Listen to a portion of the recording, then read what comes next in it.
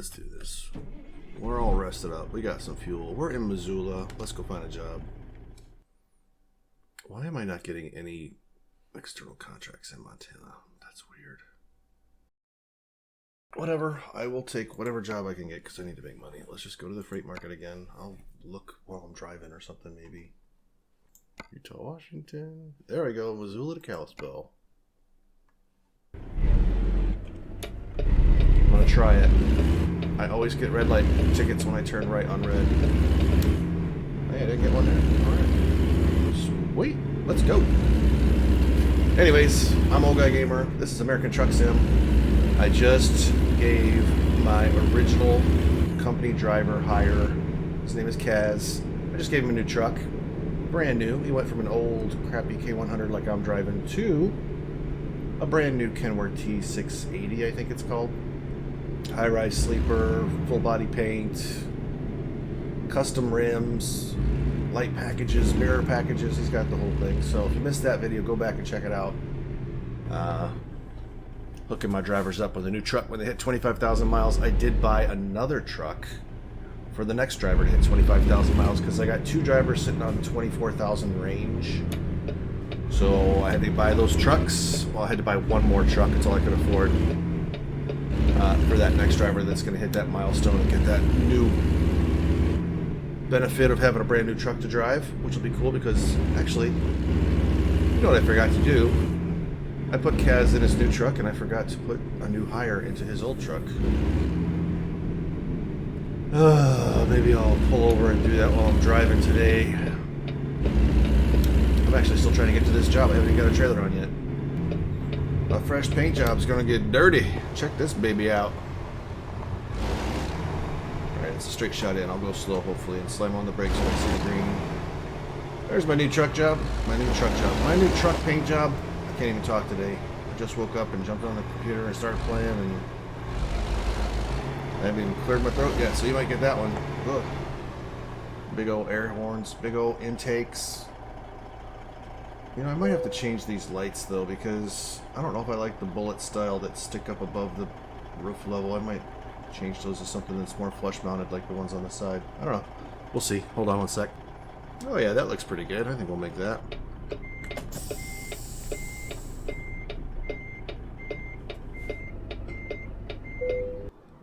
There you go, buddy. You get an old crappy Kenworth. Yeah, we're gonna go back to driving. Alright, I'm back. I got a driver hired.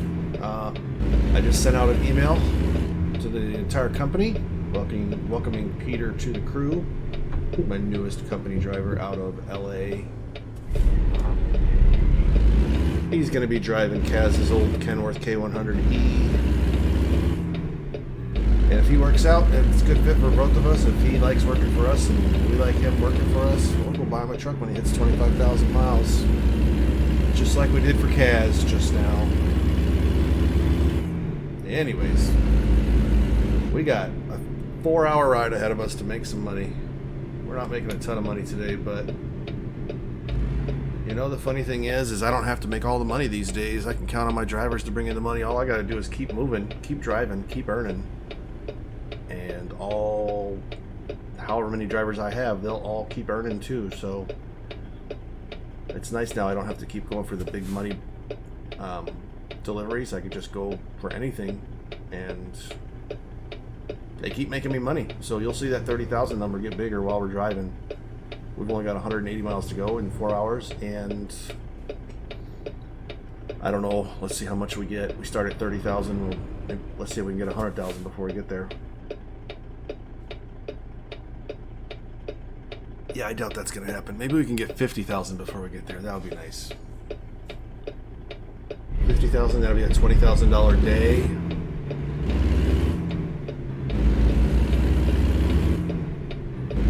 Let's check it out. I hope your life is going great. I know not everybody has a great day every time I say that, but I know not everybody has a great day every day. But I really hope your day is going fine. If you're taking the time to watch this video, I hope you're on a break or having a good enough day that you can take some time off to enjoy to yourself. Maybe you're thinking about buying this game, it's a fun game. If you like driving, go get it.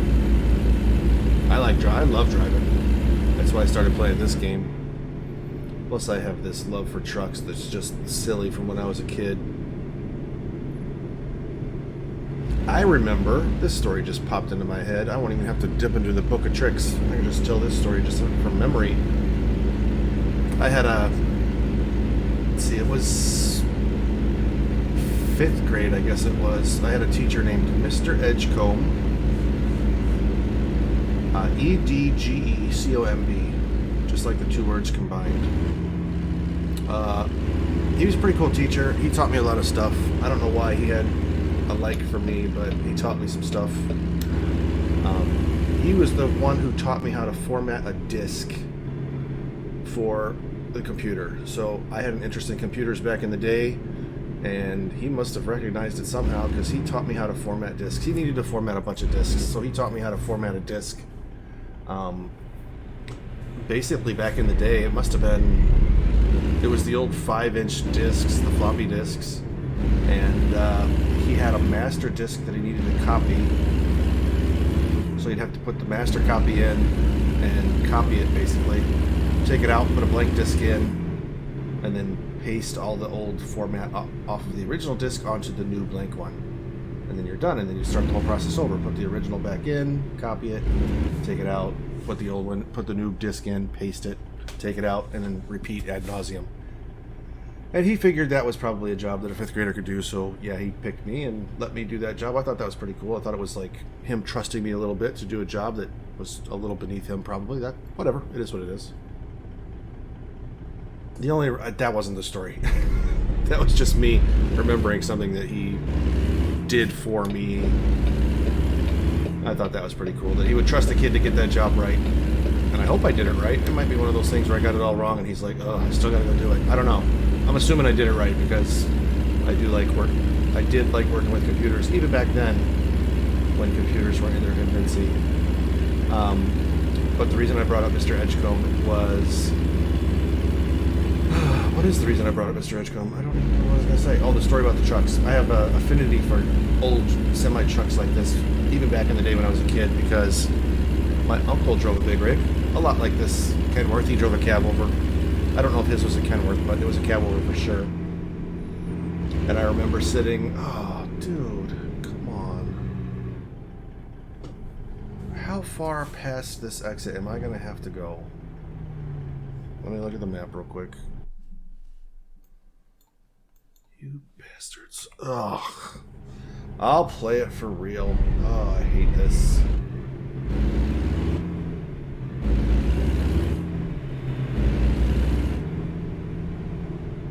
You're gonna stop for me right there, bud? Thanks for making it difficult.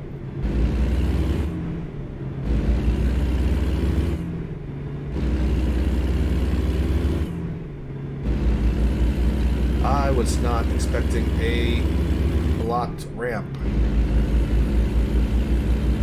Dude, you could clear that truck so easy. Just let those things roll off to the shoulder and pull the truck forward. Come on, man. You don't need to block that road for that long. They're already on the ground. They're already damaged. Just knock the loose ones off and let them roll, and then move the truck. Come on.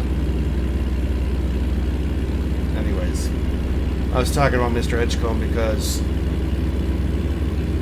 well, I'm trying to set up this story where I need to tell you the parts before I tell you the whole. It was Mr. Edgecomb because it was special. He's one of my favorite teachers of all time. He was a pretty cool guy. May he rest in peace. I found out he passed away a couple of years ago. But it was in his class that I remember I was sitting in the back of the room and I was playing with pencils.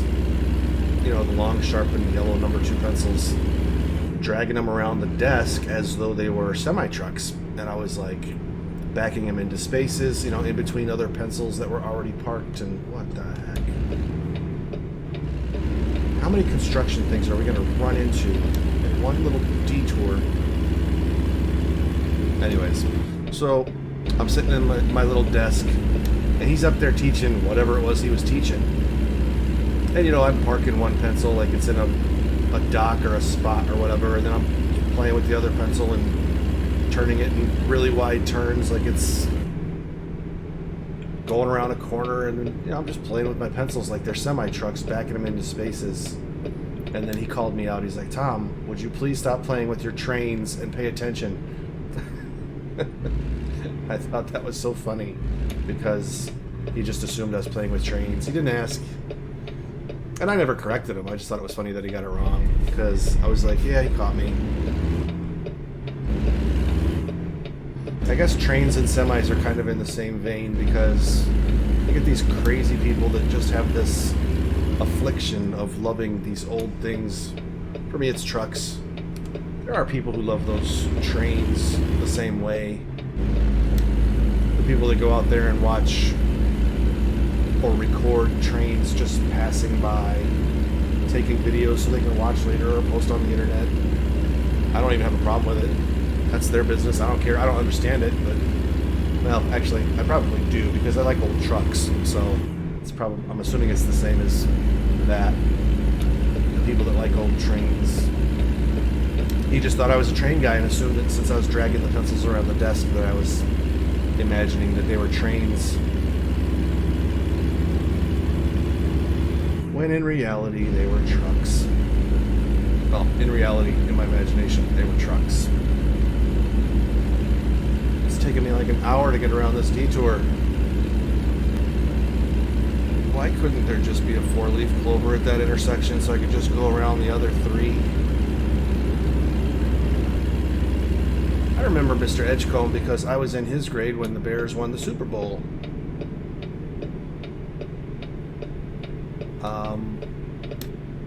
For some reason I was out of my locker and he was decorating so we had the classrooms where our lockers, we had him for every subject, so he stayed there in his classroom the whole day. It was one of those classes. We weren't divided up yet from classes with different teachers. So our lockers were right outside the classroom against that classroom wall, and then above that was just a big blank space with like, I don't know if it was a pin board or whatever, but he was putting the decoration above the lockers. So I was in my locker and he was kind of like overhead putting the paper cutouts of footballs and then the Bears logos and the Patriots logo, and he had cut out numbers to say what the score was or whatever it was. I think it was the football, the helmets, and the score to make it look like a scoreboard. I mean, think about the work that teachers go through just to keep kids entertained. I wasn't even watching football at the time. My dad wasn't really into sports, so I wasn't picking that up yet. That was just another one of those memories I had of Mr. Edgecomb going above and beyond. Most teachers probably would use the same stuff over and over again just to save time, but he was doing custom cutouts of paper to celebrate the Bears Super Bowl. One of the things I associate the Bears Super Bowl with is later that week, a couple days later, was when the Space Shuttle Challenger exploded after launch. That was the 7 astronauts that included Krista McCullough, the science teacher. And I've heard a lot of people say that they were in school when that happened because they were watching it on TV. And it was a big moment for people, but I remember that week because I remember the Super Bowl thing, the teacher, Mr. Edgecomb putting the decorations up for the Super Bowl.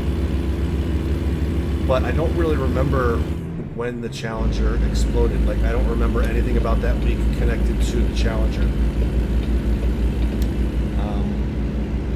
I guess it just wasn't that big of a deal for me as a 10-year-old that the Challenger exploded. Like, I knew it happened because everyone was talking about it, but it just wasn't on my radar enough for me to remember it now as an adult. But Mr. Edgecomb stapling up pieces of paper for the Bears Super Bowl win, yeah, I remember that for some reason. Whatever.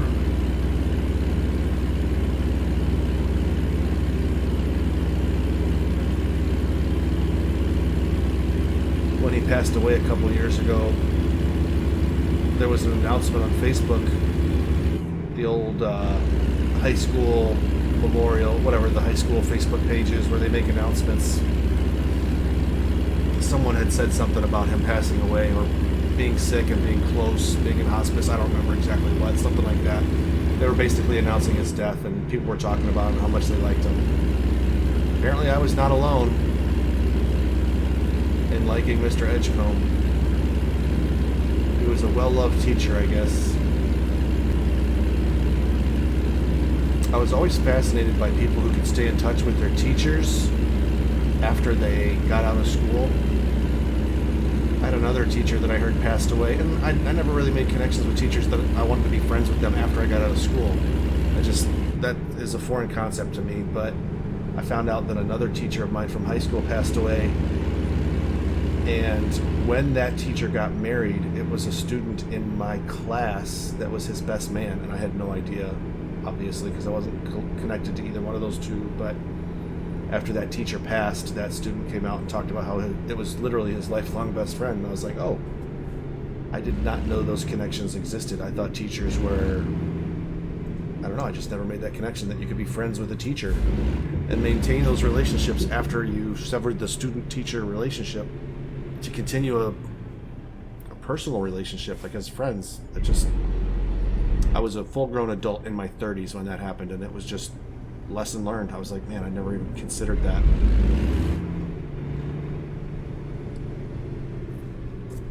But it was nice to know that even in the world where he was my teacher, and I hadn't thought about him since he was my teacher, there were people in his life that I knew that cared about him so much.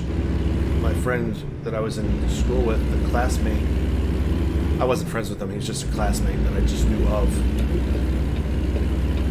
He was the last person that the teacher talked to before he passed.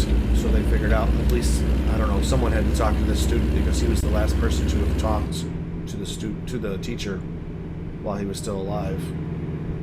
So, of course, the classmate of mine took that pretty hard, but so goes life, right? Well, that's pretty interesting. You pull the trailer brakes to save me from using the truck brakes, and the nose of the truck went up because of the trailer action pulling the truck back. That's interesting. I would not have thought that would happen. Watch this. Trailer brake, and the nose goes up.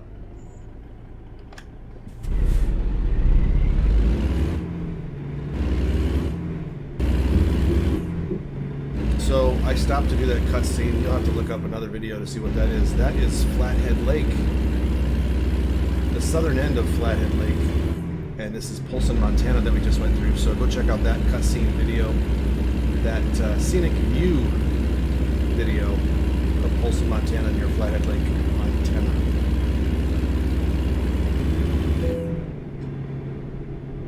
Oh, they expect delivery soon. When do they expect it? Monday 10 to 2.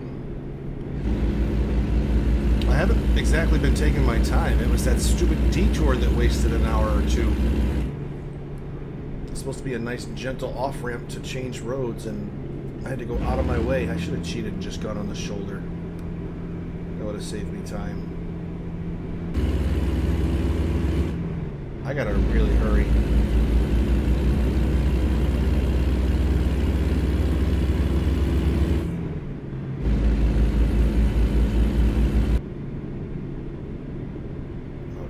Pass up a cop speeding. That's a good idea.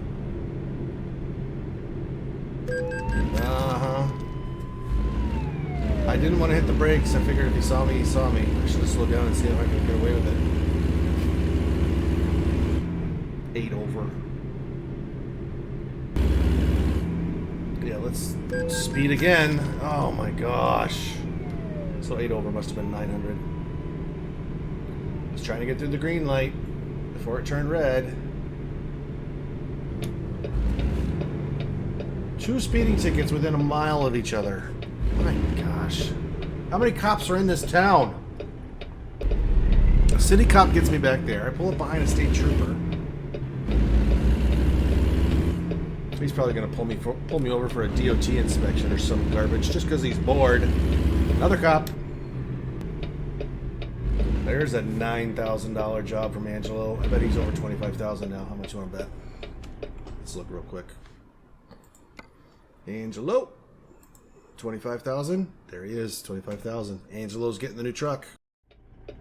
Angelo's getting a new truck. He made me $10,000. I mean, that's worthy of it, right? Angelo and Kaz and whatever that third driver's name is, I hired... Oh my god. What the heck, Evergreen Police? Let's see how far I drifted forward. Seriously? They call that a red light violation. I was drifting forward a little. Oh, look at him being a responsible driver, stopping way back from the stoplight. He doesn't want to get caught out on that railroad track. Smart, smart dude. I mean, there was plenty of room for him to fit. He could have gone and been completely fine. But hey, better safe than sorry, right? Alright, let's see if 45 is too heavy. Too fast for this heavy of a load. No, did okay. If you go back and look at the other video I did for this, I was delivering the helicopter on this same route, making this same turn. Oh, they fixed the stop sign since last time. That's good. Oh, are you Oh man, oh man, oh man. Yep, I know, that's me. My bad. I almost took out a stop sign. I gotta start taking this turn wider. My goodness. I wonder if I still took it out. I missed the stop sign this time. I was just gonna say, the last time I did a video here, I showed the real life picture from Google Street View of that turn, and it looks just like it in the video game. They're practically identical. Not paying attention. Almost took that sign out for a second time. I was just making the comment how they fixed it. Oh, look at that. They fixed the sign that I tore out last time. Almost took it out again. My goodness. Will I get a stop sign violation ticket? Yeah, I have official business. I'm sure I don't need to go that far out.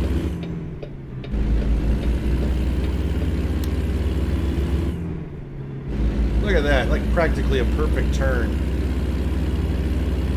That might have been a perfect turn right there. Me verbally patting myself on the back, enjoying my own my own excellence. My own excellence. That's what I was trying to say. Excellence.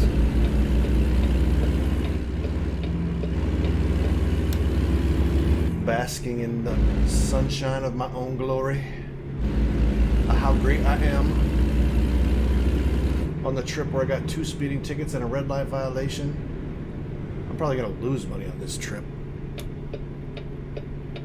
This is the turn where the cop got in my way and they said I hit him and he didn't. Alright, where's the helicopter that I brought up here? Where's it on display at? Where do I have to take this thing? Look at this. Literally drive forward another length of the truck and trailer and you get your XP. Okay. I can do that. I don't know if I'll be able to get back out of here once I do it though. That is a tight squeeze. If I leave this thing too far to the left, I might not be able to get out. Let's just move it over as far as we can.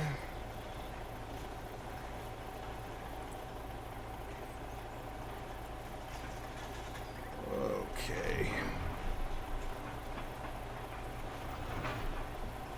Boom. Oh my gosh. Well, I hope you enjoyed this trip, because I sure as heck didn't.